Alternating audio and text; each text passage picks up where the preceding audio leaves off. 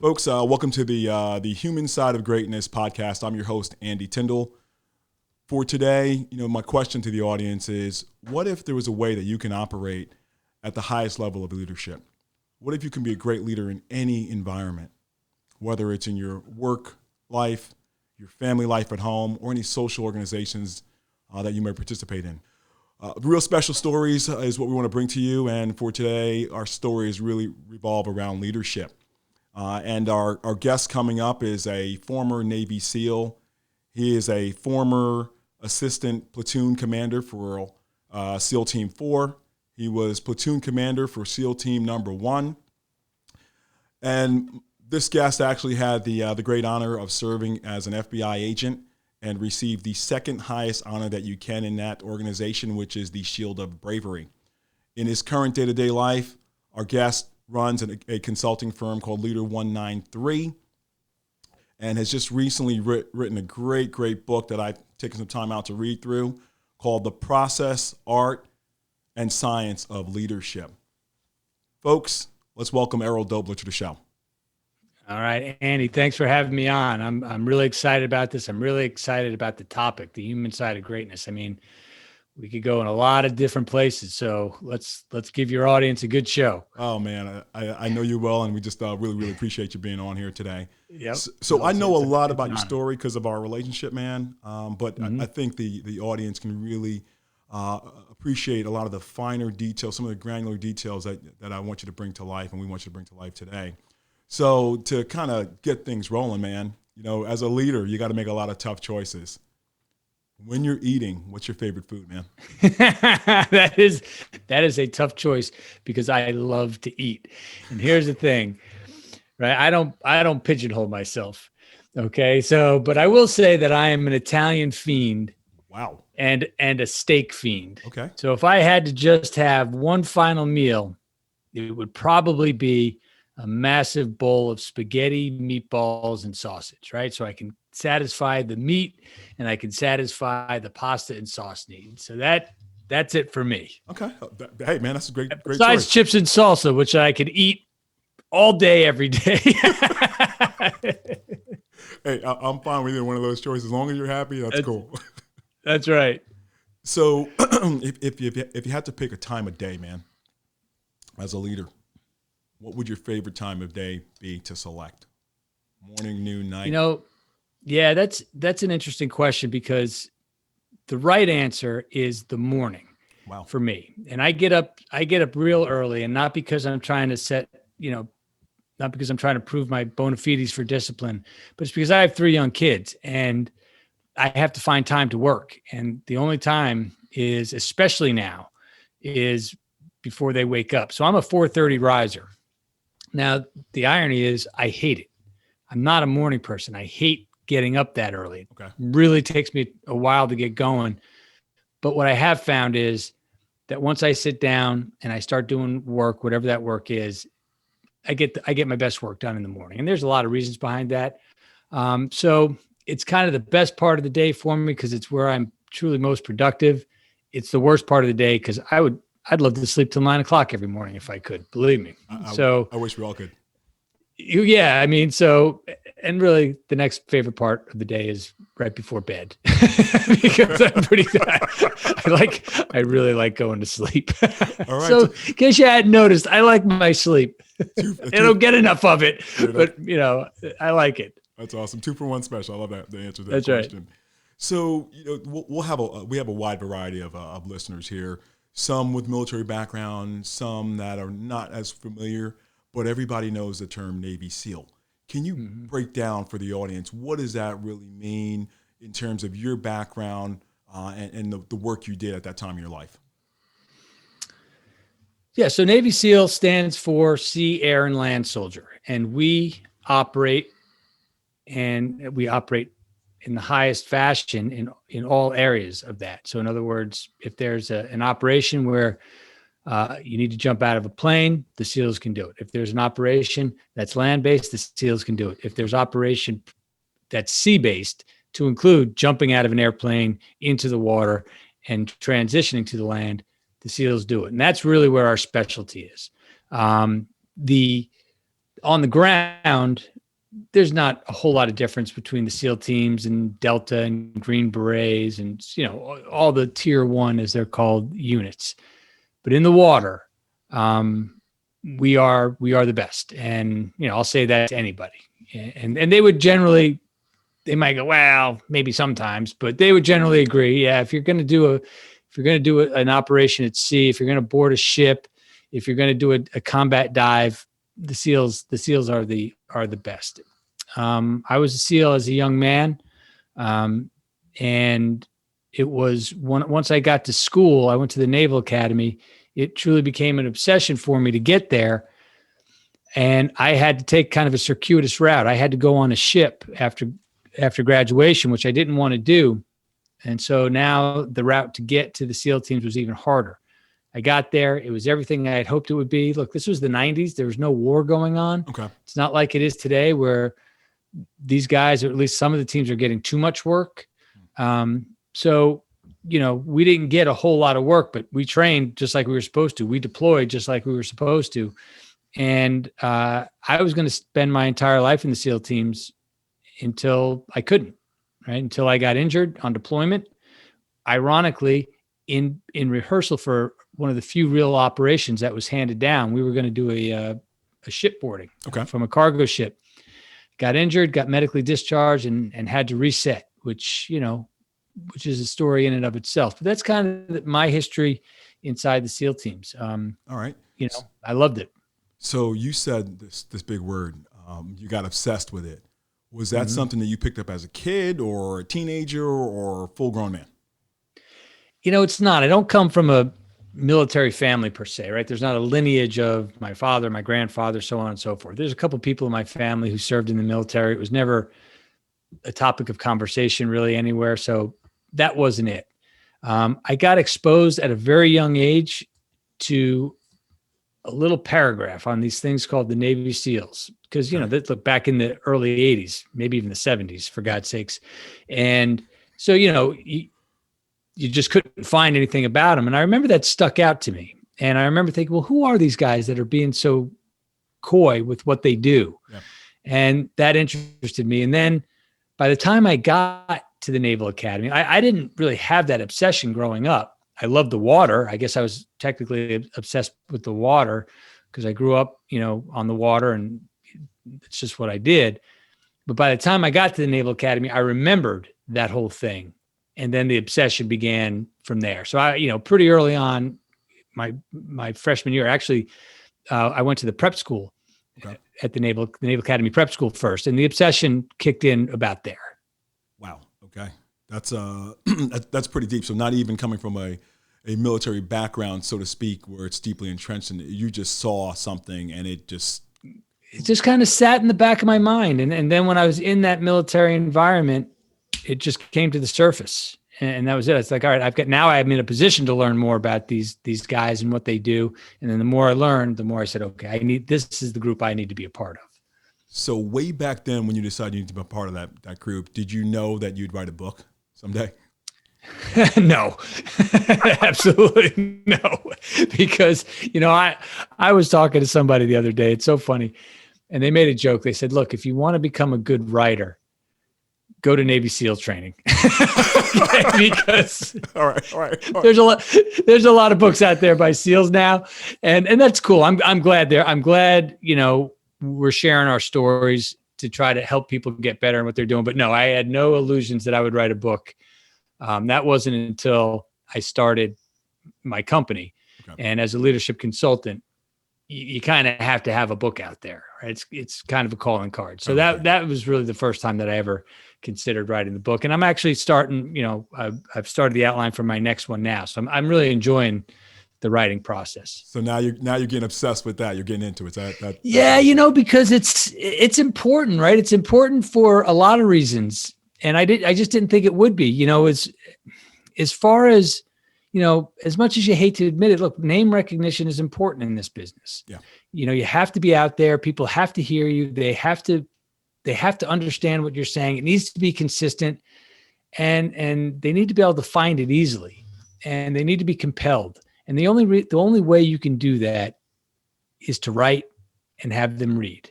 And still the best way to do that is with books. I have a blog. I blog all the time. I'm under no illusion. I have really no idea how many people go see the blog. It's all good, man. Right?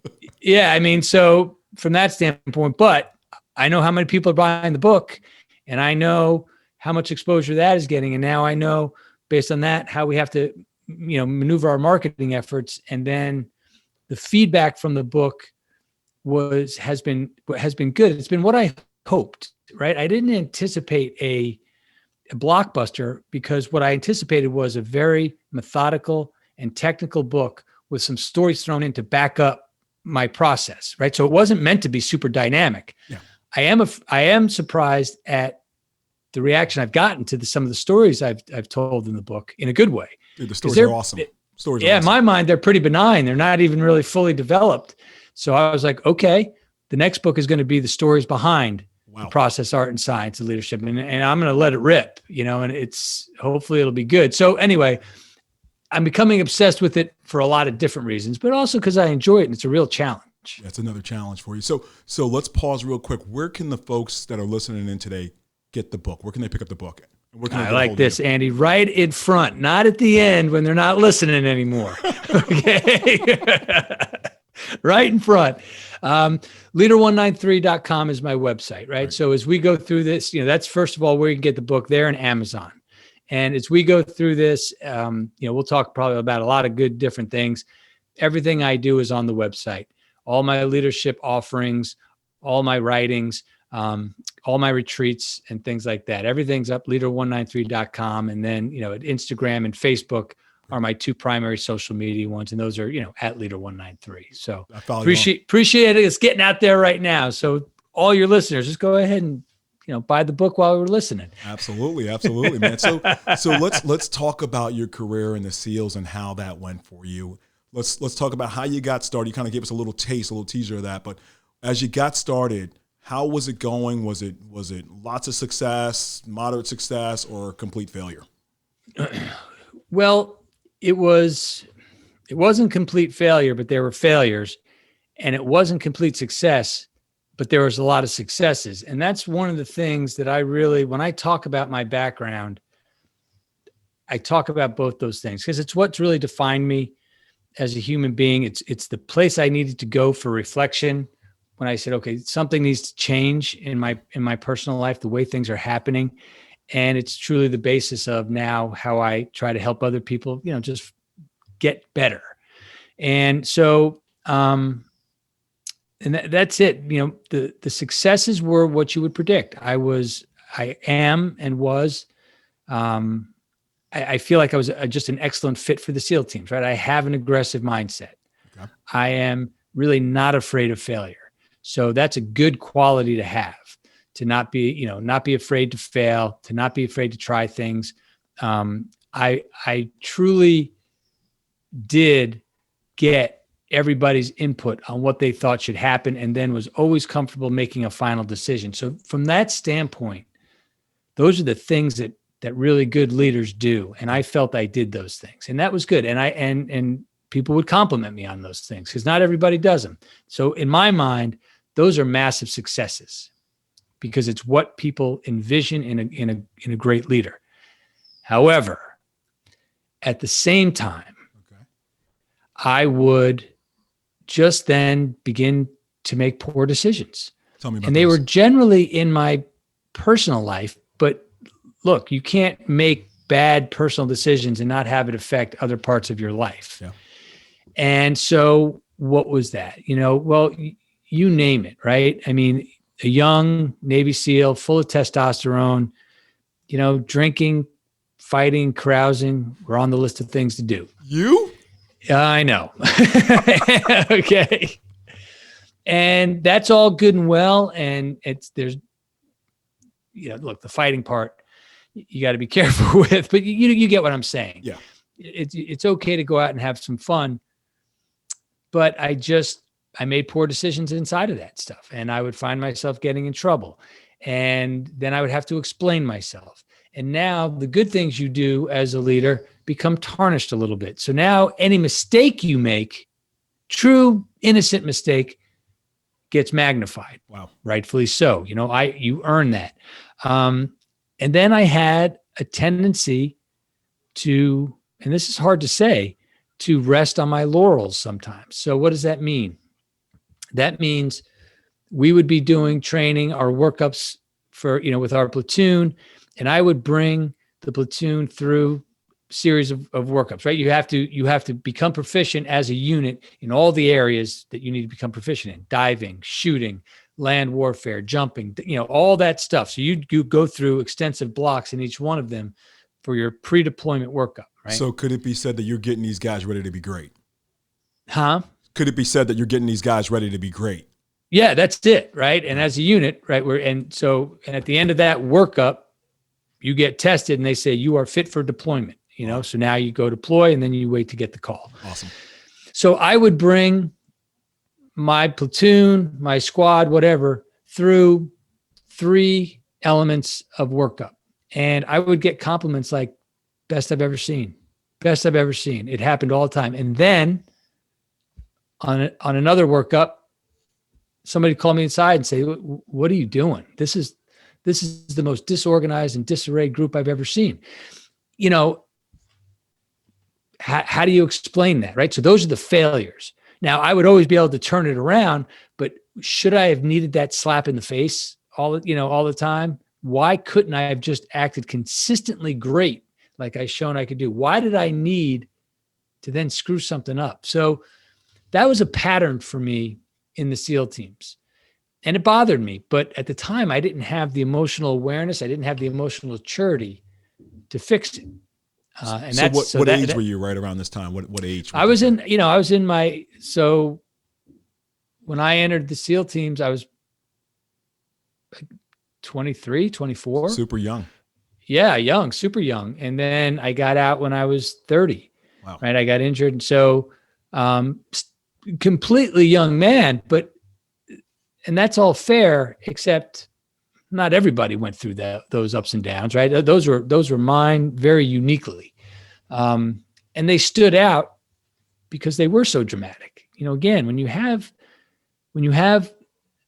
old timers in the SEAL teams pulling you aside and going, that was as good as I've ever seen. That's a lot.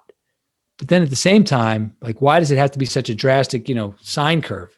Like, that was the worst I've ever seen. Yeah. So that's kind of the successes and failures highs and lows, in the SEAL teams. Highs and lows. So you had a bunch of really great stories in the book, man.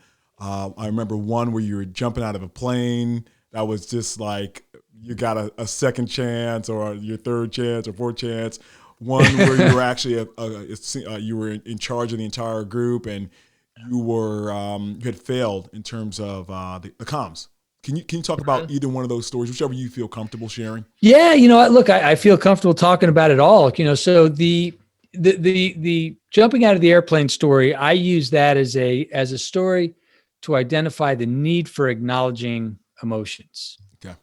Because we don't acknowledge emotions. And especially today, in the stuff that's going on is crushing us from all sides, whether you agree with the decisions to be made to shut things down or open things up or whatever it is, it's a crusher. Yeah. Okay. And I don't think it's a stretch to say the majority of the people we're hearing from and making decisions are acting on emotion. The decisions that are being made, again, whether you agree with them or not, a lot of them are illogical. They're not, it's one way this time, one way that time. And if you just study it objectively, it's truly based on emotion. So what I tell people is it's okay to have those emotions, but those emotions will dominate you without you even knowing it if you don't acknowledge it first. Because if you don't acknowledge it, it's not in your thinking brain, it's in your subconscious, and it's going to expose itself one way or the other. So the story was that I'm jumping out of the airplane, right? And on the build up to jumping out of the airplane, I'm super cool, right? Acting all bravado, probably arrogant. And I jump out of the airplane and I blow through all my protocols. It's like I have lost where I am. Wow. I don't check my altimeter and I kind of come out of it with the instructor, because the instructor jumps with you, reaching to pull my ripcord for me. Now, I got to it, okay, and I pulled it, get to the ground. The instructor was very calm, very direct, said, Lieutenant, if you have another jump like that, I'll make sure you never step on an airplane again. You're out of here. You have 20 minutes to get ready for the next jump. Right? Pretty clear, pretty hard to do my job as a SEAL if I can't jump out of an airplane. So the point of the story is this: I had 20 minutes to save my career. I don't even know what happened on that first jump. So the first thing I said was, okay, let's just be honest for a second here.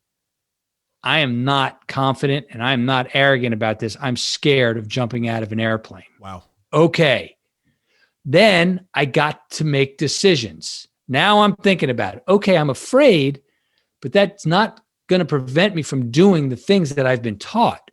Two separate conversations. So the second I acknowledged the fear, I was able to go ahead and go about my business. I was able to say, okay, yeah, afraid, but that doesn't prohibit me from checking my altimeter, from checking my airspace, from knowing where I am, keeping a good body position. Two separate conversations. And when you acknowledge the fear, you can move past the fear.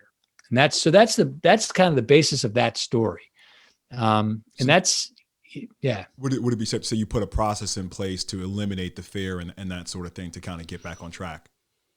Yeah. That was probably the first time that I truly recognized the power of unacknowledged emotions. Now, I didn't know what I was doing at the time, right? It wasn't like, okay, I need to have emotional awareness and recognition. And therefore, if I do, right, it wasn't it. It was, I had no place else to go except to be honest with myself. Wow. And then when I saw what happened when I was honest with myself, that was a place where I was like, okay, wait a second. I just stumbled onto something here. Okay. I'm allowed to be afraid and I can still do what I'm doing. Now, fear was just one of the many emotions that, because I was an emotionally charged guy. I had a lot of emotions. Was that fear of dying and killing the person jumping with you also? Is that what was in the back of your head? Well, no. Oh, wow. It wasn't. But what I will say is if you don't acknowledge those emotions, and this is why I use those combat examples, if you don't acknowledge the emotions, again, there's going to be an action. Yeah. And if you're not aware of the action, then you're just acting randomly. If you're not making conscious decisions on how you want to behave, you have random action. And that can be deadly. Like in the example of when your random action jumping out of an airplane is inaction, that's a bad draw.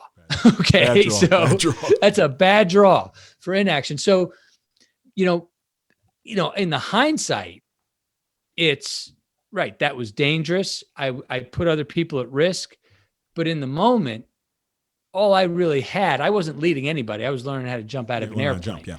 Yeah. So in the moment it was, what do I need to do to get this right? So I can then go about doing my job, because eventually I will be leading people in operations, jumping out of an airplane, and everything needs to be safe. And we did a lot of those. And I never lost that fear. Okay. And I was always, and I made it clear, guys would jump out of the airplane and, our good friend JT, right? Everybody hangs on to each other and they doing these crazy things in the air. And I'm like, I want no part of that. Okay. You guys do whatever little circle things you want to do. I'll be here on the outside, checking my airspace, checking my altimeter, right? We're not getting graded on this. The grade is, did you jump out and did you land on the ground safely? That's the grade. So that's the grade. That's awesome. So, I know you said you spent some time on ships and you eventually got medically discharged from the service. I heard you say that 2 times on our call so far. Mm-hmm. What happened for you to get into that kind of position to be medically discharged? So it was and it's funny because I'm literally writing that story right now. And I didn't realize how little I actually talked about it and have talked about it. And now I know why, because I got a little emotional when I was writing it, and for a lot of different reasons, not because that marked the end of my career, not because that, because I almost died, which I did. Yeah. But because I had to reflect on, did I push the envelope too hard? And thank God it was me who almost got killed, because I don't know if I would have been able to live with myself if I was pushing the envelope as hard as we were pushing it and it was somebody else. So what happened? Yeah. So this is when we were on deployment and we got the call for an actual operation in the 1990s. It just barely ever happened. So we were excited, and it's time to work. We had, it's time to work. This is what we trained for. Yeah. Let's get some, right? And we had 48 hours from tasking. So that meant we had a day where we could rehearse, and we could have done the operation without rehearsal. That's why you do all the training. But when you have time to rehearse, you rehearse. Yeah. And the problem was that the seas were really heavy. I make the joke to quote George Costanza, the sea was angry that day, my friend. Right? Like an old man trying to return soup to a deli. Okay. So that's the only way I could describe it. It was. So me and a couple of my senior enlisted were, just on the ship looking at the sea. And, we were like, this is bad. We may not be able to operate in this. So we had some discussion, and I said, look, enough discussion. We've got a day to rehearse. We're going out and we're going to figure it out. That's why we have this day. And everybody said, cool. So, without taking too much time on the story, I did a lot of work when we got into the water, right? We split our platoon into two groups on two different boats. This is what's called a VBSS, a visit, board, search and seizure standard. You've got a cargo ship. We come right alongside of it when it's moving. We throw a hook up that's connected to a ladder. We climb up on the side of the ship, and then we take down the ship before anybody knows we're there. We're in control. Dude, that sounds dangerous. That's it, right? Under the best circumstances, it's a complicated op. Yeah. Okay. And especially that part about taking that grappling hook on a huge pole, and you get your biggest, strongest guy and you whip it up. And this climb was 30 feet. Okay. So, but the scariest part though was being next to the ship, the big ship with our small boat, because you could see the swell, you could see underneath the waterline of the ship. And the first thought is, can the boat get sucked into that? And if it does, that's game over.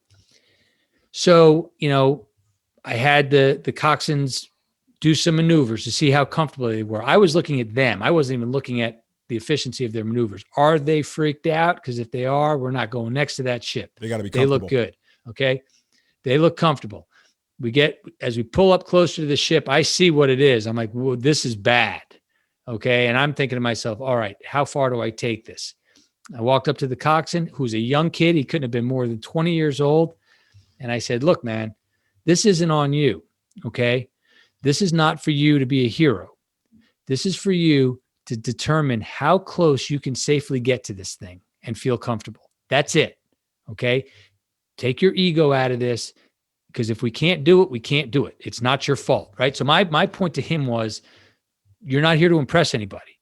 You're here to show me how close you can get safely and feel comfortable. And then it's my job to determine, is that close enough where we can do the operation? So that was the first thing. I wanted to get him at ease. And I said, can I trust you to get only as close as you feel is safe and not an inch closer? And he said, yeah, yes, sir. All right. So off we went.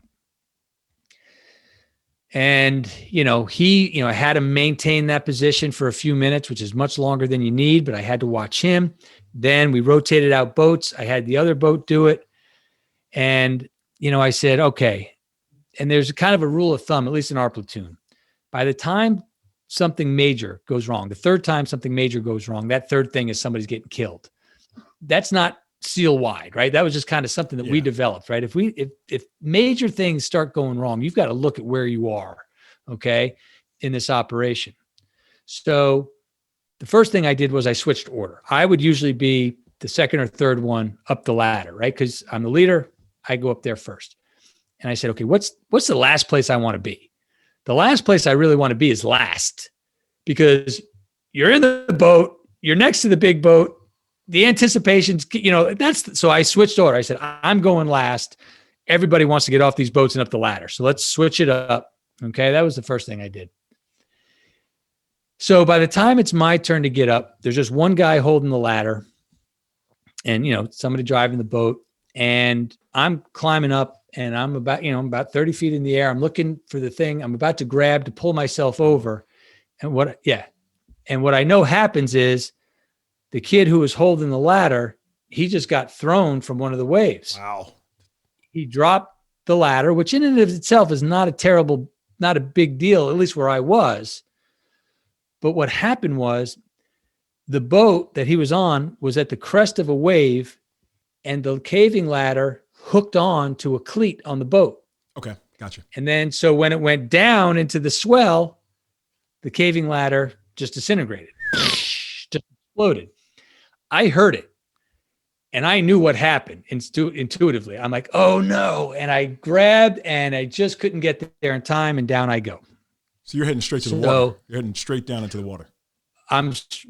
Straight down, right? So it's like I might as well just gotten to the top of the boat and jumped into our boat. That's what, that's essentially what happened. Death is imminent.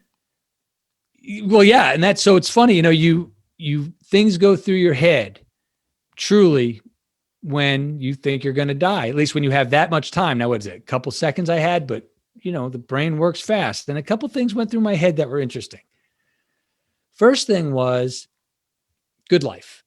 No, the first thing was, I'm sorry, go out like a man, go out like a leader. Love it. Don't go kicking and screaming, right? You're done. Give the men a good story to tell. Have a legacy here. Hey, I was there when Doebler fell, and he just was like, whatever. Went out like a leader. Yeah, just that. It's weird. That's what went through my head. All right. It's ultimately probably what saved my life. The next thing that went through my head was good life. Good life. You made some mistakes, but you had passion for life, and I was content.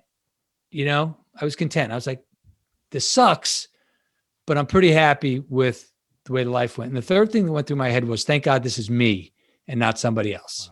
Wow. That's big. And that was it, right? So you're like, okay, here we go. Now, what I was sure was going to happen was I was going to fall in between the two boats into the water. And when that happened, what would inevitably happen next is I would get sucked under the big boat and get chopped up by the prop of the big boat. So I'd be fish food. Straight fish food. Love it. Yeah, straight fish food, disintegration. And then, I was like, oh man, I hope this happens fast. This is going to be awful. Eesh. Turns out, long story, I land on the boat, I bounce back up, and I land back in, and those are the injuries I sustained, and that's what got me medically discharged. So it's an interesting story, but as I was writing it today, I had to go through each element of my decision to take it as far as I did. And for the first time, I really started to question, like, wow, I really may have made a huge mistake in what I did. I don't know if I did, right? Because what I did ask the commanding officer of the ship was, because he wasn't going to let us launch the boats to rehearse. And I said, well, that's fine, but if the sea state is the same tomorrow in the op, are you going to launch us? And he goes, yeah. So I kind of looked at him, and he realized where I was going with this. Like, you can't launch us tomorrow, but not let us rehearse today. That, doesn't that's make any criminal. sense. Yeah, it doesn't make any sense. Yeah. So he was like, okay, go ahead and rehearse. So we had to do it. In my mind, this is what we get paid for, right? This is what Navy SEALs get paid for, to do the impossible. And we have to know. We just simply have to know. I need to be able to tell the commander of this battle group, we can't do the op, and here's why, right? Okay. You have to be able to tell them that. So I'm still grappling for the first time in 20 years with, wow, was my decision process okay? In some areas it was, in some areas I'm still not sure. So still sorting it out. What happened after that? Were you so now you're medically discharged. Did you have injuries to the point where you had to take a lot of medication, a lot of physical therapy, all that kind of stuff? Yeah. So there's a lot to that as well. So I was in the middle of a terrible marriage, at that time. Okay. And so when I got back, the primary injuries were the head injuries, just the massive post-concussion headaches were just absolutely debilitating. And I had snapped my arm at the elbow, and it snapped with such a force that it shattered what's called the ulnar nerve, the veins. Yeah. So it just, everything exploded. So I was on medication. So the combination of, I think you get 30 days or maybe you get 60, whatever they gave you for convalescing. And I had the pain medication, and I would, I don't even think I was going to physical therapy yet because it was just too early, right? Too early. Okay. Whatever, maybe now if they did it differently. But either way, I'm just now in the middle of a bad marriage. Nothing has changed. There's no sympathy. There's no empathy on the part of my wife. And I'm not blaming her for anything. We both were in this thing. So we both earned what we did to each other. Gotcha. But I started to, I just started to get hooked on the pain meds for probably a lot of different reasons. And so I struggled to get off those, right? So that was kind of like a dirty little secret that I had that I never shared with anybody. And when I finally started sharing it, people were like, you got to give yourself a break here, because some of those decisions you made after that, you may not have been your most complete and best self, Facts. With the head, Facts, yeah. Yeah. And I just never gave myself that grace because I was embarrassed of what happened to me. I don't know why. I didn't need to be. I was embarrassed of my personal situation. And then when I went back to the team, pretty broken, I wasn't being the best team player. I was being pretty selfish. I stayed at the hospital longer than I needed to because I was too embarrassed to go back to the SEAL team. So was your ego bruised? Is that where we're kind of going here? I guess, yeah. Yeah, probably. And I let my ego, right? I let my emotions get in the way of proper actions, right? I could have said, this is a bad spot. I'm embarrassed. That doesn't mean I don't go back, hold my head up. If I'm going to get heat for something I did, then take it and then fix it and move on. That's where I talk about, right, that emotional awareness and recognition. And that's a good example of a low. Like, Errol, what you're barely coming to work. So what are you doing? Oh, I'm at the hospital. Like, you're at the hospital doing what? What are you doing after your rehab? Come on. Yeah. And, it was tough. It was a tough time, but it was a time like most times you struggle and you go out in a way that's not on your terms. That was a pivotal moment in my life to say, I need to start reflecting. I need to start reflecting on how I let this happen, doing something that I love so much. So that's a massive low in anybody's life, because here you are almost at the peak of your career, highly respected, highly trained. What role did your creator play in terms of getting you out of the valley and getting you to the next peak, which I believe was corporate sales? Yeah. So look, none at that time. Okay. And I wish that I'm a person of very strong faith now. And I wish that I had the ability to say the very simple thing. This is in your hands. Okay. That's big. Guide me, help me to be the best I can be. Help me to, understand what I'm doing, not even understand, right? Because it's not about understanding what's happened. It's about accepting what's happened and asking for guidance. Yeah. And now, when I left the FBI, I left under circumstances that I didn't love, but it wasn't like I just described, right? It was a difference of opinion. And I left because I didn't like some of the things I was seeing. And, some people tried to put the pain on me. That was a moment where as an adult, I said, okay, this is not, and me and my wife, we said, we have to put this in God's hands. We have to make sure we're acting right. We ask for guidance, right? We ask for grace, and whatever happens, happens, and we're good with it. And that, look, it makes all the difference in the world. That mindset makes all the difference in the world. That mindset is super, super important, as you just said. So was that the point where Leader193 was born? It was, because I was very, very frustrated with the FBI, and I didn't think I had an out. I had been in for 13 years, right? I was in my mid 40s.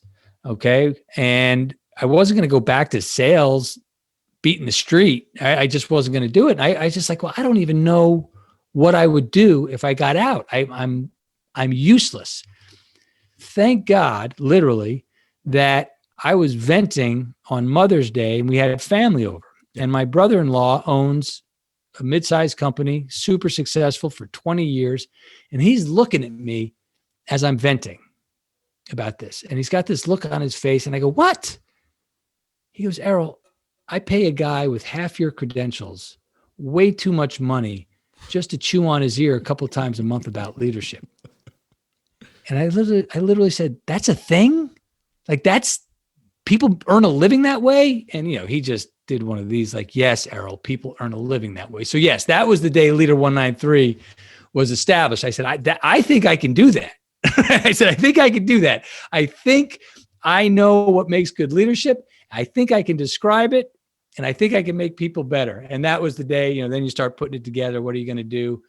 And as soon as I was comfortable pulling the plug, and a couple of other things had to happen, it wasn't until, though, I looked at it all, I ran it by some people, and they said, that can work. That can work. Then I said, all right, let's do it. So let's go into your process, man. I want to know about the process that you've kind of crafted together here for leadership. Mm-hmm. How'd you come up with it? How do you know that it works? Yeah. So I came up with it basically, right? You just let me ramble on about some stories of my life, but it's those kind of stories that I reflected back on, okay, and said, let me literally break down everything that was happening. Okay, let me break down what was happening when things went really well. Let me break down what was happening when things went really bad. There's got to be a pattern in there somewhere that I can share. And sure enough, there was. Okay. It started with emotions. Okay. Now, it was easy for me because I knew that I was emotionally charged. But then I was able to look at it and say, what did I do? How did I act on those emotions? And was I even aware of them? Okay. And the answer is, I did act on them, of course, but I wasn't aware of what I was doing until I reflected back. So that's the first two elements that I think are necessary for anybody, whether you're just looking to get yourself better, whether you're looking to get your team better, which you still have to get yourself better first. You have to have that awareness around how you're feeling and what you're doing based on that feeling. So I'm hearing you say emotional awareness first step of the process. First step of the process, emotional awareness first, because that drives your actions. Yeah. Okay. And then once you have that, you can look at what am I doing based on those actions? You're not judging yourself, right? And that's when I went through this reflection. I didn't judge it. I had to be honest. Okay. What did you do when you felt insecure, Errol? What did you do when you felt afraid, Errol? Because those were things you were feeling now that you're being honest with yourself. Everybody feels that. Everybody feels that. So that's so important. Yeah. And that's the point, right? That's why it's a very important part of the process, because everybody does feel those things, but not everybody acknowledges those things, especially the nasty ones like unworthiness, insecurity, right? Those are tough. Yep. So that awareness is the bedrock, because without the awareness of how you're feeling and what you're doing, you can't make the targeted changes necessary for you personally. No. Okay. So look, there's a lot of great leadership books out there, and what I'm about to say is not to diminish their impact, but a lot of them simply fall into the next category of my process, which is behavioral guidelines. What are the things we'll do? How will we behave now going forward based on what we've recognized about ourselves? You have to make a decision now about a new behavior, and it should be based on what you've acknowledged. Okay. And it's usually the opposite of what you saw.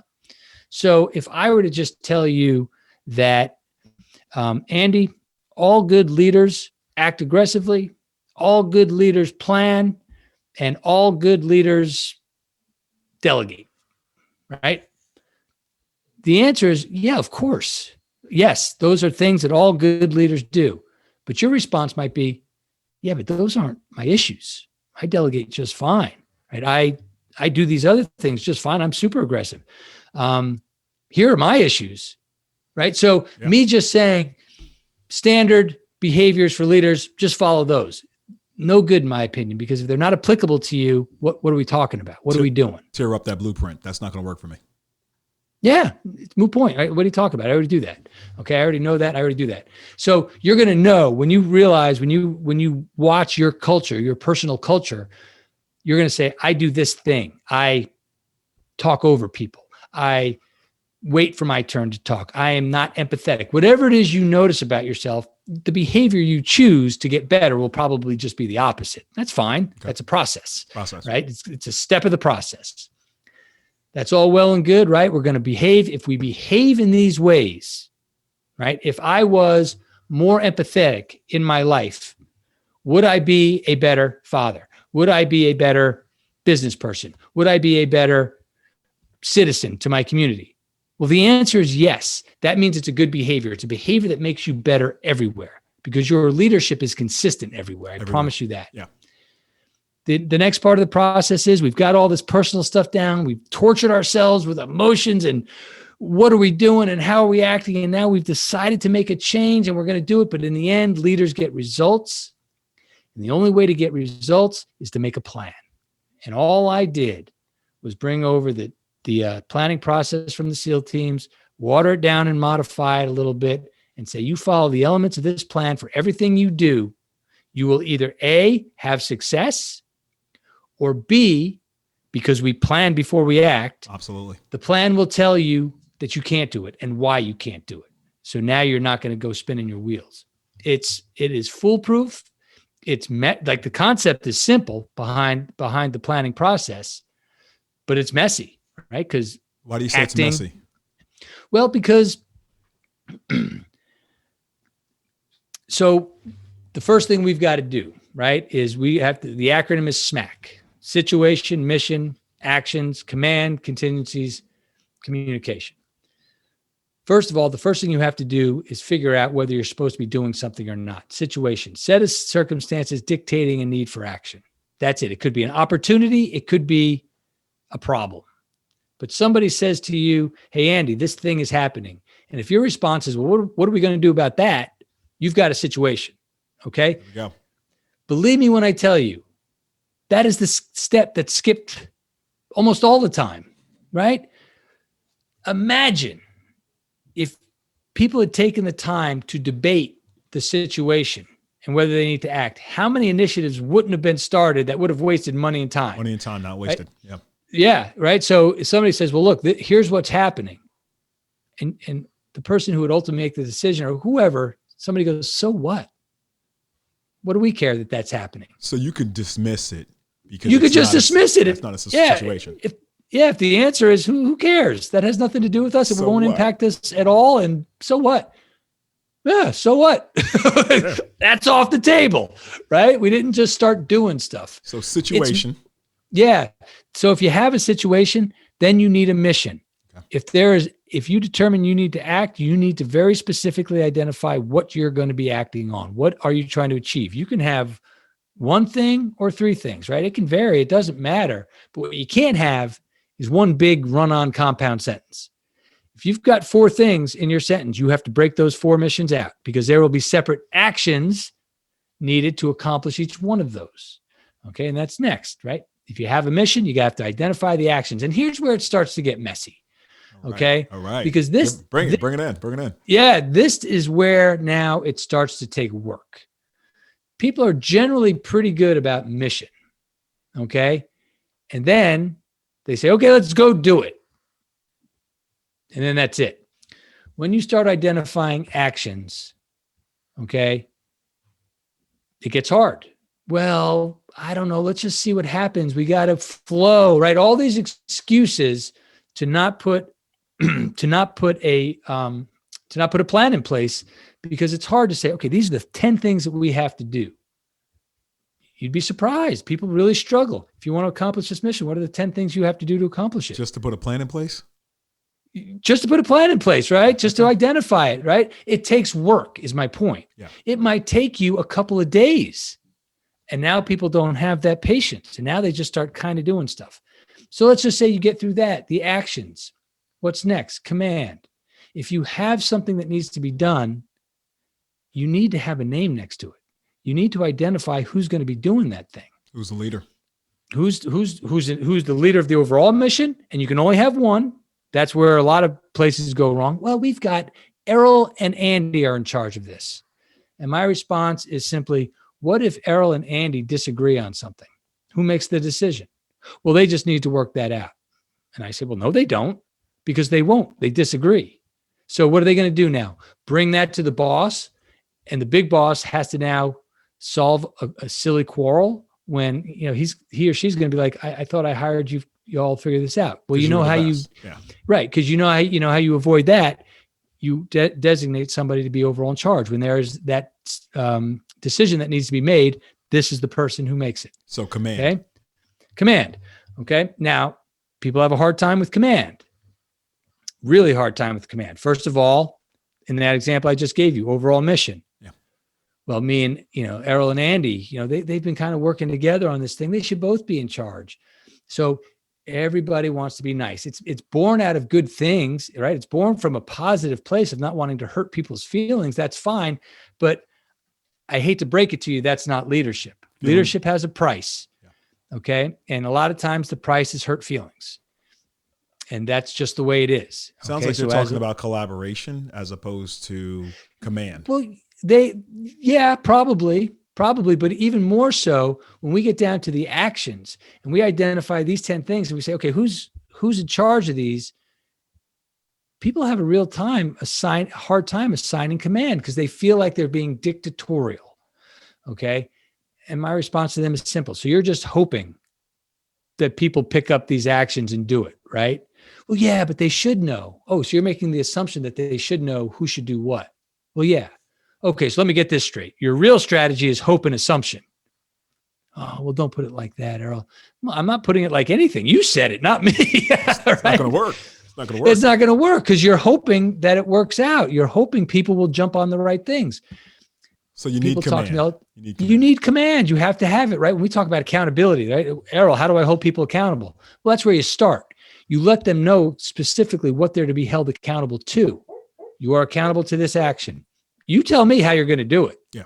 Okay. It's up to you, but you're the one accountable to it.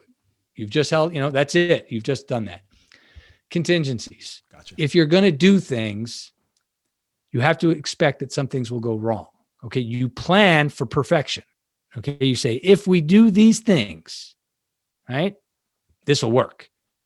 But now we know reality. Sometimes things go sideways. So you look at each action, you identify a few things that could go wrong.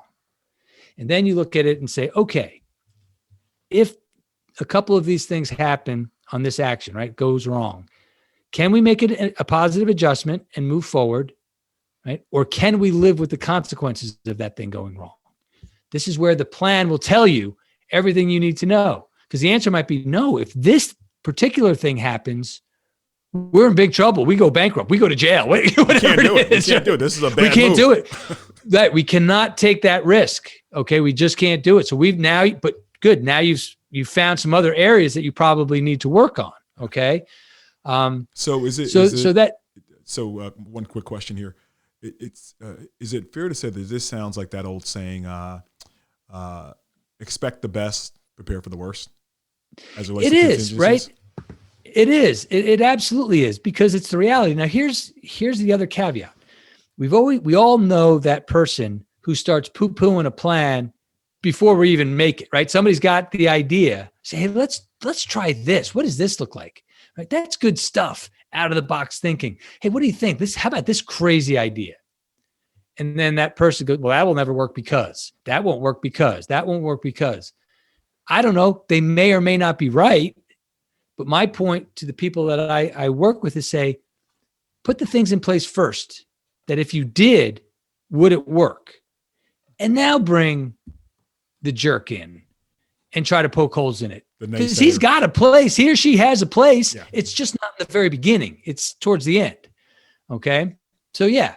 Command, contingencies, communication. Communication is not the soft skills of communication. Those are important. It's just not what we're talking about. Yeah. Okay. When are we going to talk to each other? About what are we going to talk to each other? Who will be on this call talking to each other? And for how long will we do it? And how often will we do it? That becomes very hard and very difficult. People want to have these massive meetings. Okay. and that lasts for hours, right? At the end of the week. And my rule of thumb on those things is say, look, what you need as a leader is to try to get 100% of the people on the call have 100% of the material be applicable to them, or as close as you can. If at any time you've got 90% of the people listening to something that doesn't apply to them, you need to readjust your communications plan because you're wasting people's time. You want to get everybody on board. Yeah. And what's more is if you have that good communications plan, you're going to see if you miss something else, right? So I might say, okay, Andy, our first meeting will be Monday. We'll speak at about, 5 minutes at the end of the day, 5:00, right? We'll do it over Zoom and we'll do that every other day. Good. That's your communications plan. Simple as that. Not rocket science. And I get on with you and I say, okay, Andy, what's the status of this action? Because we know that action is supposed to be due on this date. And you go, I don't know. And I say, okay, well, who's in charge of it? Oh boy. And you go, boo, nobody. Cool. Not a big deal. We just found we missed command because we have a communications plan. Small adjustment. You got to get somebody in charge of that. Yeah. Done. Right. So that's the final element of the process is something I just call the resistance. People use resistance to mean a lot of different things. My definition of the resistance is if you follow this leadership process, you're going to have success. I promise you. You just will. Okay.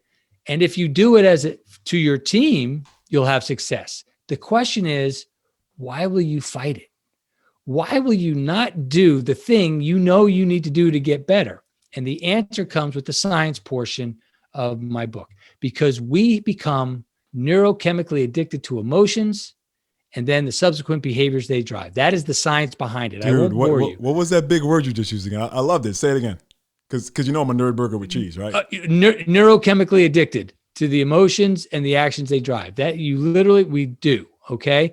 So when I say to myself as an individual, I go through this process on a personal level and I realize that I'm falling off. I'm making mistakes. I'm just not getting it. It's uglier than I thought it would be.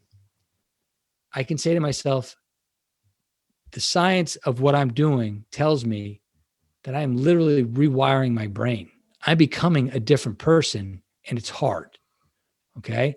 So give yourself a break, give yourself a little grace, give yourself a little patience. What you're doing is hard, but at the same time, be hard on yourself, be aggressive. Don't let yourself go down that rabbit hole and not adjust. Okay. But that's the resistance. When we understand that the changes we're trying to make, because my process literally follows the elements that the brain goes through to rewire itself, starting with emotions and acknowledgement, identifying behavior, making a plan, the brain starts to pay attention and rewires itself. If we understand that there is just a physiological resistance to personal change, that's good. We understand that we can, again, be easy with ourselves, have some grace. Okay, understand why it's happening. We don't take it personally. If you work for me, Andy, and I'm putting these new things in place and you're not doing them, that's resistance. My first answer is not going to be to myself, Andy's trying to screw me. Andy's trying to, subvert me in some way. He's trying to make me look bad. No, it's going to be, I'm rewiring Andy's brain. This is going to take a little time. Now I'm going to address it, but I'm not going to take it personally. Give it some grace. Give him some grace, yeah. Right? Yeah. I mean, is that a good leadership trait? I think it is. Okay. No doubt. Yeah. Look, and look, in a nutshell, the art is simply this. All of the elements I just explained to you, in my view, are present everywhere. If you have a problem, you're going to find the answer in one of those elements, right? The art to this thing is, how does it apply to you? Because like we said, it's not cookie cutter. No. So we'll all agree that we need to make plans to achieve things, but how you implement the plan, how you present the planning process, right? Your way of going about that plan will be different than mine. Okay. I'm pretty structured, right? I'd say, look, everybody, here it is. SMACCC. Here's what we're doing, right? Just break it down. Some people don't roll like that. Some people are a little more nuanced. My point to them is, as long as you're covering the elements, do it however you want. That's your art. Yeah, that's your art. Just cover it. And that's the art, right? So the art is how all this applies to you personally, you specifically, inside each one of the elements. So and that's it. That's the book. that is the book. That is the process. And you know, it is fantastic. I want to read a quick quote that you have in this book that I love so much. It says, "Great leadership is about something bigger than yourself, and it doesn't matter who you are or what you are leading." Dude, that is the essence of it, in my personal opinion. Yeah. One thing that you go on about in there is cold exposure. Mm-hmm. Can we talk about Wim Hof? Because I know you're a Wim Hof guy. You introduced me to it. I practice it on a regular basis. Yeah. Give me and the listeners some heat on terms of how you incorporate that into your process, man. Yeah. So there's a lot of different things a lot of different conversations, at least as it relates to me, around Wim Hof, right? There's just the straight practice of Wim Hof, which is fascinating in and of itself. You know, you've been to my seminars and it's powerful. For the people who don't know what it is, let them know. Tell them what it is. Yeah. Okay. So Wim Hof is a person, and Wim Hof is this, for lack of a better term, Dutch extreme athlete. And what he started challenging people, society, the scientific community is we've lost touch with our own ability to be healthy, to be strong, to be happy, to have strong immune systems, right? To heal ourselves, and the knowledge that we can make ourselves sick. And he has shown through scientific experiments an ability just through his breath to ward off the effects of a virus, an endotoxin specifically, which is a virus that is dead, but the body doesn't know that, just through his breath alone, right? And then the scientists watched it and were like, oh my God, you can do what you said. You can influence your autonomic nervous system, but it's just you're an outlier. And then a week later, he trained a couple people to do it. And there was a real scientific experiment, and they all did it based on the breath. So the power of the breath, the power of the cold, okay? The cold, the way it exercises you physiologically, okay? Because here's what we've done. We have lost sight of our physiology as a source of strength. Think about it. Right now, my room is about 68 degrees. A little cold, so I put on a nice flannel. Right? So I got to have the flannel on, got to be right about 70. Okay? Same thing with you. I see you got the long sleeve shirt on, right? Winter's coming. The heat will go up a little bit. You go outside. Ooh, that's cold. Do I need a hat? Yep, hat. Yeah. Gloves. I need gloves too. Got to be right around 70. I'm not telling people they can't be comfortable. What I'm telling you is we have lost the ability for our body to adapt to function. Okay? So therefore, now our internal system gets weak. And because our internal system gets weak, our immune system gets weak. And when our immune system is weak, when a foreign invader penetrates like a virus, our immune system overreacts. The overreaction of the immune system is the headache, is the fever, is the chills. That is not a standard thing. It happens sometimes, right? But by and large, your body should be able to withstand a virus and still fight it off without knocking you down for a few days or a week. Still function as normal. Still function as normal. And that's what that endotoxin study, that's what Wim Hof brought to the table, because he was able to manipulate his immune system. All right. Now it sounds, somebody's going to hear that and go, okay, you lost me there. This is all scientifically backed. Everything that I'm saying is backed by a peer-reviewed scientific study on the Wim Hof Method site. He doesn't do anything anymore without scientists following him. So that's it. The power of breath, the power of cold, and the power of your mind, right? Because you've got to believe this stuff to make it happen. And that's, again, that's Wim Hof in a nutshell. He brought this forward. Now he'll be the first one to say, I'm not the first one to be doing this. Right? Lots of people understand the power of the cold. Lots of people understand the power of the breath. Okay. But I'm the first one to bring it to science, he'll tell you, and he's right. And if that's not a applicable tidbit for what's happening today, I don't know what is, because look, here's what's happening. The country does not have a COVID problem. The country has a health problem. The country has a weak immune system problem. Yeah. Okay. And I don't know your stance on everything that's happening. Doesn't even matter to me, because here is the truth, right? Everybody now wants to sound super smart and say, well, follow the science. And my question now is, what science? Which science are you talking about? Like the science that if you wear a mask, maybe somebody else won't get it, I guess. That could be true or not. I don't care. I'll wear the mask because they asked me to wear the mask. Yeah. It's irrelevant. Here's the science nobody's talking about. Okay. What's killing people is, and I don't know why the CDC hasn't come out with these numbers. They did, and they just kind of hit them. 96% of the people who are dying from this thing have over 2.5 comorbidities. They have another problem. Okay. They have an underlying condition. They have diabetes. They have a cardiovascular disease. They have high blood pressure. They have a weak heart. And sure, if a brand new virus comes into that area and your immune system is already weak, there's going to be some pain. You might die. Okay. That's the science that we need to be talking about. And the question is, what do we do about it? We have to get off the I might insult somebody train. So when I say, look, you're 40 pounds overweight, okay, and you've got type 2 diabetes, that's a problem. You got to rewire that brain.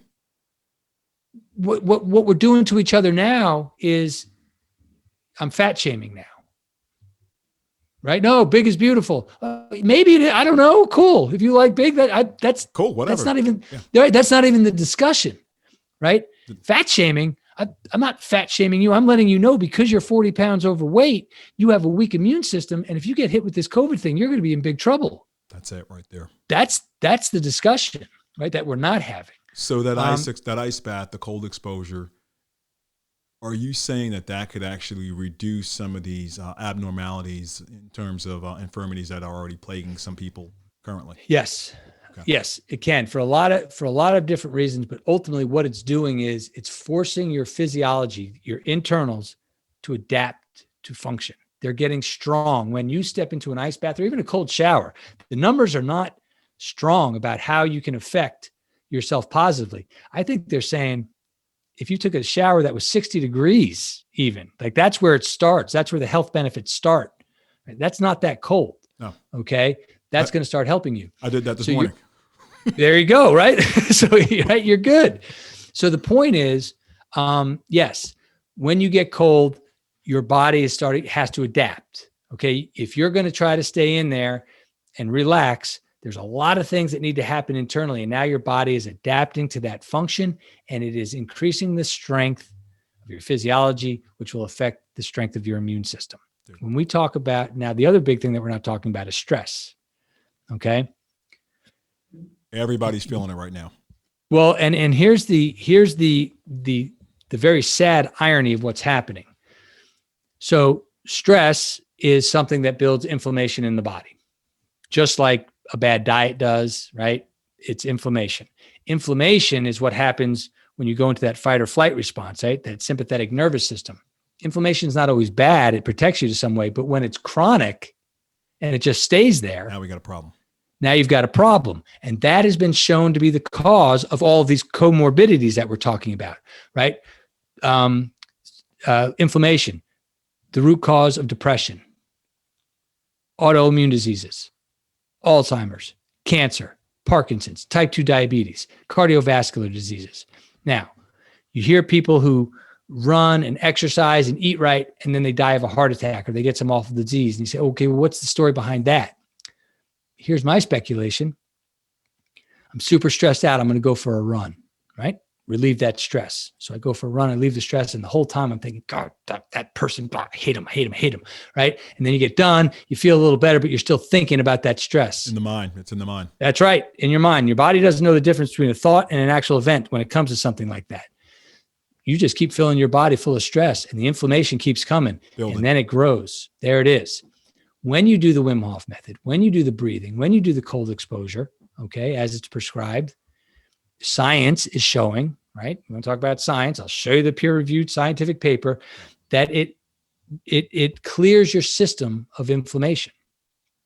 So now, if you do this every day, you will clear your system full of inflammation. You go through about your day, maybe you're stressed still, whatever. You do it again the next day, you're starting from ground zero again, right? You are going to stay healthy and you're going to have a strong internal physiology. So if you do get that virus, you're probably going to be okay. Now, here's the sick irony of what's happening. Yeah. We are, in the name of protecting people, and I get it. Once again, I promise I'm not judging, but in the name of protecting people, we're shutting down schools. We're shutting down businesses. We're shutting down religious services. Okay. And then to add to the hypocrisy, we're allowing gatherings that might be politically acceptable to some people, right? Very true. Again, it doesn't, it's on every side of this thing, right? I don't speak in code. No, okay? I know you don't. Okay. It's in every side of this thing. So now, because we can't go to the gym because the gyms are closed, because we can't go to the yoga studio because the yogas are closed, we continue to get stressed. And now, because of the things that are being done in the name of keeping us safe, we are actually making ourselves more susceptible to that very virus by having that stress just be constant. Got to get rid of the inflammation. Got to get rid of the. Got to get rid of the inflammation. Got to do the Wim Hof. That's it, man. So I know you're still hosting a lot of the Wim Hof workshops and seminars. I've gone to yours before, and they're great. They're amazing. I saw you're doing something different after the first of the year, and kind of want to close out on that right there. You have a leadership conference, I believe, coming up. Yeah. So I do with my clients all the time leadership retreats, right? 3-day, 2-day, whatever they are. And so, I just decided that I'm going to start opening those up to the public. So we're going to call them the forum. Forum next one is 0121, right? Or January 0121, forum 0121. And it's from January 18th to the 20th. We're going to have it here in New Jersey. And we are going to go over all the elements of the leadership process. We're going to do Wim Hof. We're going to learn about Wim Hof and how to use that as a tool to practice these elements, right? Because you can. And that was probably your original question. And I just got off on a tangent on Dude, you're totally fine. So, we're going to be doing that in January, God willing. Yeah. And then in February, I'm going to, put together an advanced Wim Hof retreat, from a Saturday to a Sunday and really just get into some advanced stuff. The details from that aren't really out yet, but that's coming as well. Well, you got a lot of things in progress. This current book, the forum, the writing of the second book coming up, the February event. So a lot of great things in play, dude. I cannot tell you how much I respect you, and I thank you for being with us today. I want to ask you one final question before we kind of close out. Just one question. I think the listeners definitely want to know. As a leader, is there a quote or anything that stands out in your mind, or a quote that you may live by? There is, by a 19th century writer named Elbert Hubbard. He was insignificant in many ways. Nothing really special about him, except for, in my mind, this quote that I came across. And I came across it in high school, and it stayed with me ever since. My dad got me a Rolex watch when I graduated college with this quote engraved on it. It's probably the nearest and dearest, material item to my heart. And it's, God will not look you over for medals, degrees, or diplomas, but for scars. Dude, say it again, please. Say it again. Yeah. God will not look you over for medals, degrees, or diplomas, but for scars. Man. And I believe that. I believe that with every aspect of my being. Errol, that is so powerful, so powerful. I want to thank you again for being on the Human Side of Greatness podcast. I want to thank you for restoring faith in humanity, my friend. Be well. Well, thank you. And Andy, keep up the great work. This is an important podcast, right? The Human Side of Greatness, because there's a lot of human sides out there that people need to hear. Absolutely. So thank you. Thank you for having me on. All right, my brother. Be great. Take care.